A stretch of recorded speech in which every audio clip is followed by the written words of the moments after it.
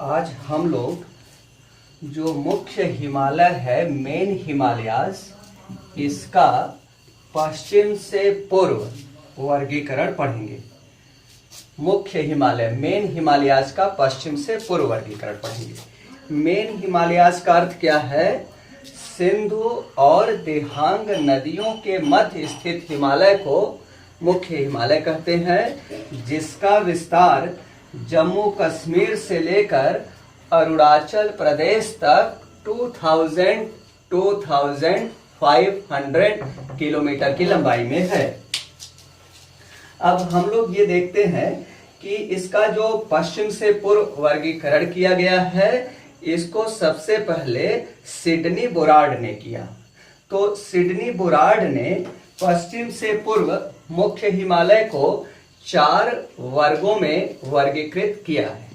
पहला उन्होंने कहा पश्चिमी हिमालय, और दूसरा कुमायूं हिमालय, तीसरा नेपाल हिमालय, चौथा असम हिमालय। एसपी मुखर्जी ने मुख्य हिमालय और पूर्वांचल की पहाड़ियों को मिलाकर हिमालय को पश्चिम से पूर्व 6 वर्गों में वर्गीकृत किया।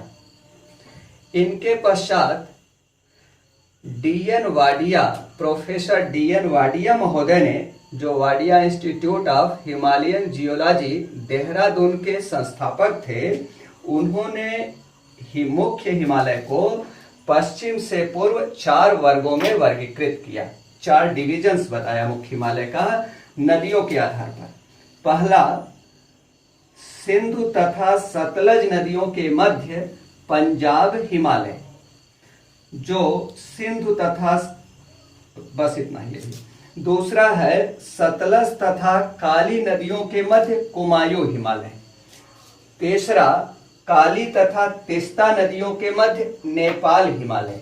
चौथा, तीस्ता तथा देहांग या ब्रह्मपुत्र नदियों के मध्य असम या असोम हिमालय। अब यहां पर क्या है, हम सबसे पहले बात कर रहे हैं पंजाब हिमालय की। पंजाब हिमालय का विस्तार सिंधु तथा सतलज नदियों के मध्य 560 किलोमीटर की लंबाई में है। अब क्या होता है कि इसकी जो प्रमुख श्रेणियां हैं, उसमें जास्कर आएगी, पीर पंजाल, धौलाधर, जम्मू की पहाड़ियां, शिमला की पहाड़ियां। बहुत से छात्रों ने कमेंट में कुछ बताया कि किताबों में ये है, सर आपने ये बता दिया। जैसे यहाँ पर भी कुछ बुक्स में क्या किया है कि पंजाब मुख्य हिमालय में नहीं है। मुख्य हिमालय तो सिंधु और सतलज के मध्य है। आप उनको देख करके ये नहीं बता सकते हैं कि ये हमने गलत बता दिया है। हम काफी लंबे समय तक 98 से लेकर आज तक भूगोल विषय का अध्यापन कार्य कर रहे हैं। हमने विषय को बहुत गहराई से अध्ययन किया है, सूक्ष्म विश्लेषण किया है, उसके बाद आपको भूगोल विषय हम पढ़ा रहे हैं। तो सिंधु और सतलज नदियों के मध्य पंजाब हिमालय है, जिसकी लंबाई 560 किलोमीटर की लंबाई में है।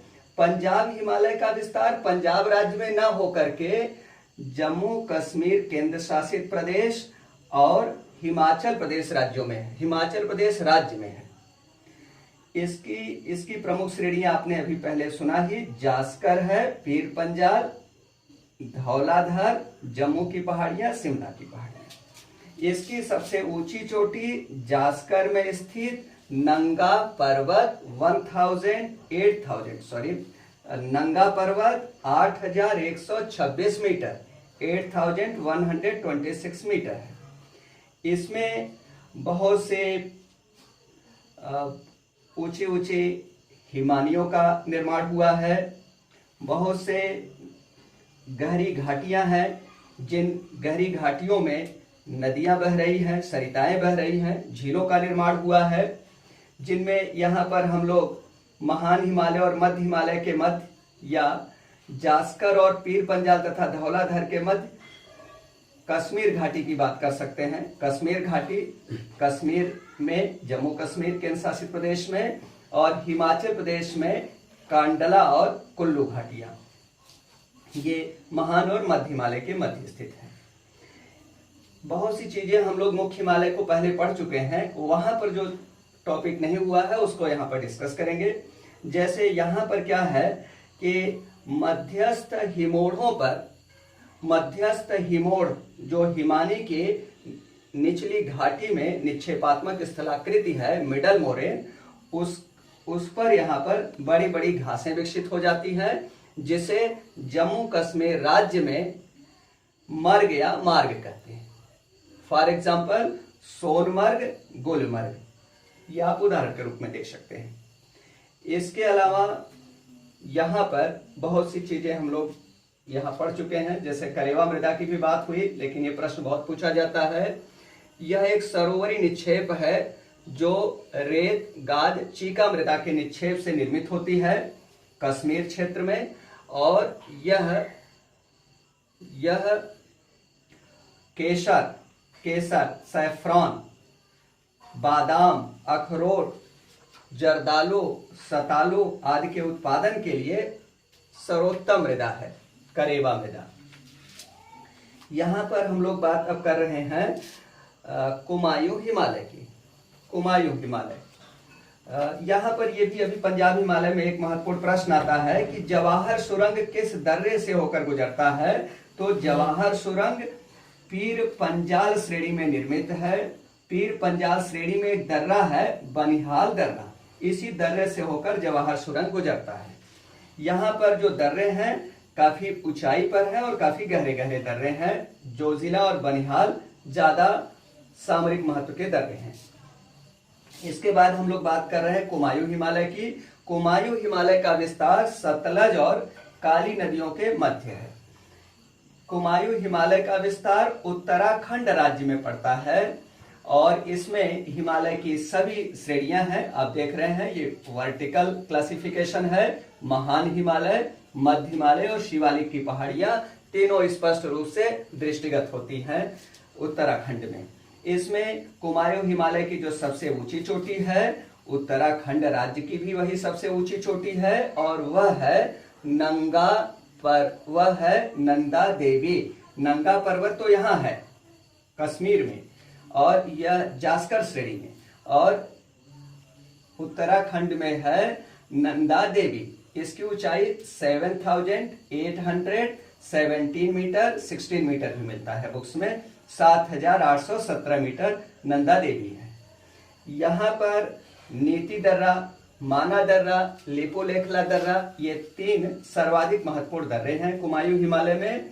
और कुमायूं हिमालय में भी मध्यस्थ हिमोड़ों पर घास के मैदान विकसित हुए हैं मिडल मोरेन पर। इन घास के मैदानों को वो ग्याल या पयार कहते हैं। यह प्रश्न पूछा गया है बहुत से ऑब्जेक्टिव वाले परीक्षाओं में। ऑब्जेक्टिव जहां पर प्रश्न पूछे गए हैं कि वो ग्याल या पयार क्या है। उत्तराखंड में मध्यस्थ हिमोड़ों पर विकसित घास के मैदानों को वो ग्याल या पयार कहते हैं। इसके बाद हम लोग बात कर रहे हैं नेपाल हिमालय की।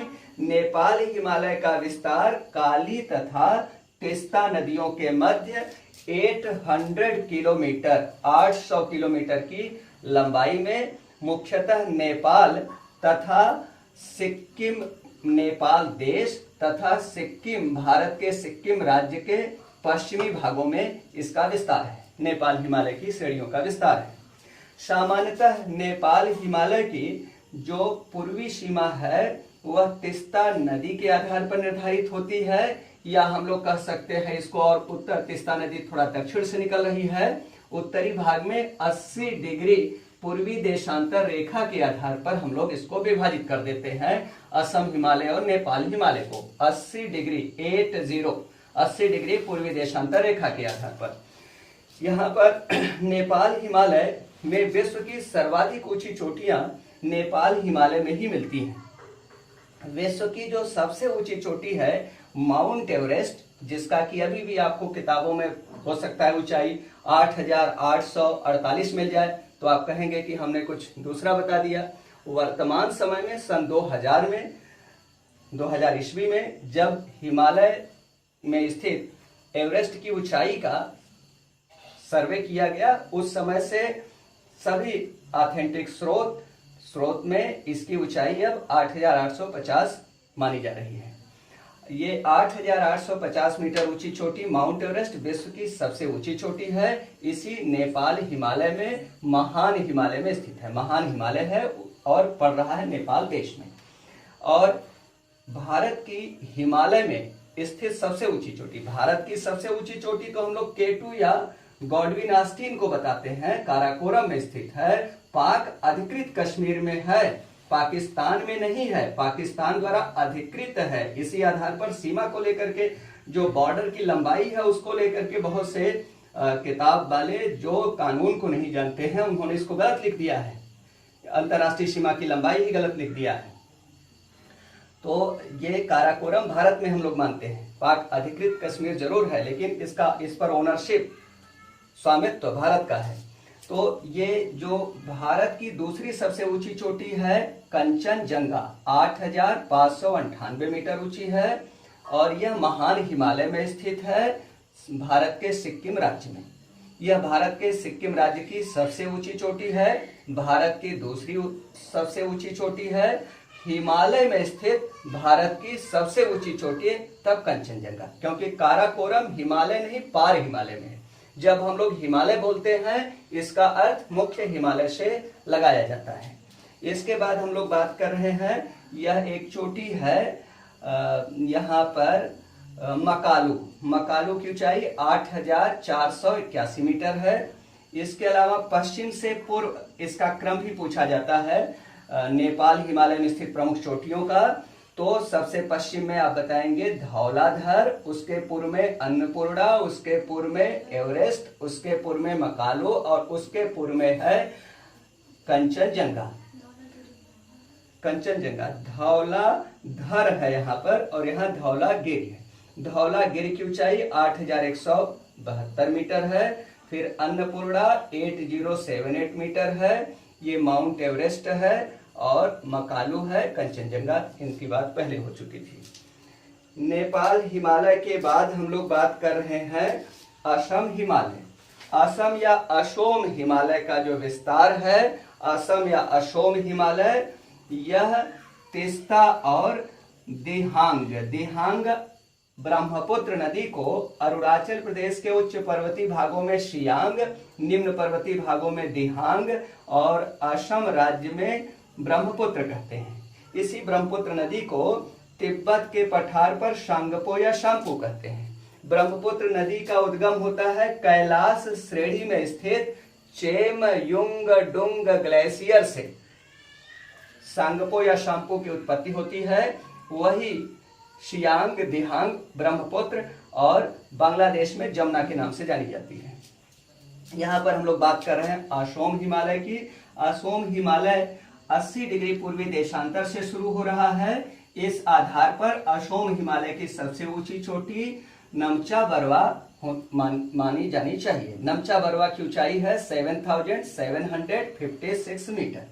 यह असोम हिमालय के पूर्वी भाग में स्थित है। यहाँ पर कंचनजंगा तो नेपाल हिमालय में पड़ेगा, लेकिन सिक्किम के दो दर्रे नाथुला और जेलेपला, ये दोनों असोम हिमालय या असम हिमालय में पड़ते हैं। नाथुला और जेलेपला सामरिक महत्व के दर्रे हैं। असोम हिमालय में हम लोग कह सकते हैं इसको, असोम हिमालय की जो सबसे ऊंची चोटियां हैं उनमें एक तो नमचा बरवा हो गई, सबसे ऊंची चोटी है। अरुणाचल प्रदेश राज्य की सबसे ऊंची चोटी नमचा बरवा, या अरुणाचल प्रदेश का सबसे ऊंचा स्थान भी नमचा बरवा। इसके अलावा कुला कांगड़ी है, 7,554 मीटर है। चोमो लाहरी है। ये सब श्रेणियां स्थित हैं असोम हिमालय में। इसके अलावा असोम हिमालय में अगर हम लोग बात करें तो असोम हिमालय को प्रोफेसर अवाडिया महोदय ने पुनः 4 भागों में विभाजित कर दिया था। एक तो उन्होंने कह दिया इसको सिक्किम हिमालय, जिसमें सिक्किम राज्य का पूर्वी भाग आ जाता है। दूसरा, जिसमें सिक्किम हिमालय में ही नाथुला और जेलेपला दर्रे आएंगे। इसके बाद दूसरा उसका भाग उन्होंने बताया दार्जिलिंग हिमालय। दार्जिलिंग हिमालय में पश्चिम बंगाल का दार्जिलिंग जिला आएगा और जो दार्जिलिंग हिल स्टेशन है वह दार्जिलिंग हिमालय में पड़ता है। साथ ही साथ महानंदा और तीस्ता नदियों की उत्पत्ति भी दार्जिलिंग हिमालय से होती है। इसके अलावा तीसरा इसमें भूटान हिमालय। भूटान हिमालय में हम लोग सबसे महत्वपूर्ण जो प्रश्न बनता है यूले दर्रा का। यूले दर्रा सामरिक महत्व का दर्रा है जो चीन को भूटान से जोड़ता है। यह भूटान हिमालय में स्थित है। इसके बाद चौथा हो जाता है पूर्वी हिमालय। पूर्वी हिमालय को हम लोग इसमें जनरली जो असम और अरुणाचल प्रदेश की सीमा पर हिमालय फैला हुआ है उसके लिए पूर्वी हिमालय शब्द का प्रयोग प्रोफेसर DN वाडिया ने किया है। वास्तव में यही असम हिमालय है क्योंकि असम और अरुणाचल प्रदेश की सीमा के सहारे इसका विस्तार है। तो इस प्रकार असम हिमालय को भी 4 भागों में विभाजित किया जा सकता है। उनको डिटेल करना बहुत अधिक होगा। इसमें हम कुमायूं हिमालय में और बहुत सी चीजों को देख सकते थे। जैसे कुमायूं हिमालय की तो सबसे ऊंची चोटी हो गई थी नंदा देवी, लेकिन इसके अलावा कुमायूं हिमालय में कई ऊंची चोटियां हैं। जैसे कामेत है 7756 मीटर है। इसके अलावा त्रिशूल है 7140 मीटर है। बद्रीनाथ है 7138 मीटर है। केदारनाथ है 6945 मीटर है। गंगोत्री है 6510 मीटर है। बंदरपुर श्रेणी जिसमें यमुनोत्री स्थित है 6320 मीटर ऊंची है। कुमायूं हिमालय में कई ऐसे ग्लेशियर्स हैं जिनके बर्फ के पिघलने से उत्तर भारत की कई महत्वपूर्ण नदियों की उत्पत्ति होती है। यमुना, गंगा, पिंडार, अलकनंदा, मंदाकिनी, ये सब महत्वपूर्ण नदियों की उत्पत्ति कुमायूं हिमालय से ही होती है। इसमें हम लोग इसमें क्या है दून और द्वार की जो बात है तो हम लोगों ने पहले इसको पढ़ा है मुख्य हिमालय में कि यहाँ पर क्या है कि जो सामान्यतः अब जैसे नेपाल हिमालय में काठमांडू घाटी, महान हिमालय और मध्य हिमालय के मध्य है काठमांडू घाटी, तो मुख्य हिमालय में पहले पढ़ चुके हैं इसलिए हमने यहाँ पर उसको एक्सप्लेन नहीं किया। इसी तरह से यहाँ पर हम लोग बात कर रहे थे जैसे कुमायूं हिमालय में बहुत सी झीलें हैं। नैनीताल झील विश्व प्रसिद्ध है। नैनीताल है, भीमताल है, सात ताल है, ऐसे हिमताल है। बहुत सी ऐसी नदियां हैं जो बहुत सी ऐसी झीलें हैं जो कुमायूं हिमालय में स्थित हैं। तो ये बहुत सी ऐसी बातें हैं यहाँ पर कुमायूं हिमालय में और हम लोग इसको डिटेल करेंगे तो वो बहुत ज़्यादा होगा। जो महत्वपूर्ण बातें हैं जितना कि मुख्य परीक्षा में आप IAS की मुख्य परीक्षा में लिख सकते हैं वो महत्वपूर्ण बातें हो गई और छोटी छोटी बातें तो अनंत होती हैं। तो आज हम लोग ये उत्तर का जो पर्वतीय क्षेत्र है उसको कंप्लीट मानते हैं। यह लेक्चर नंबर 4 है। 4 लेक्चर में हम लोगों ने उत्तर का पर्वतीय प्रदेश पूरा किया है और अब कल से पढ़ेंगे लेक्चर नंबर 5 में उत्तर भारत का विशाल मैदान। Thank you.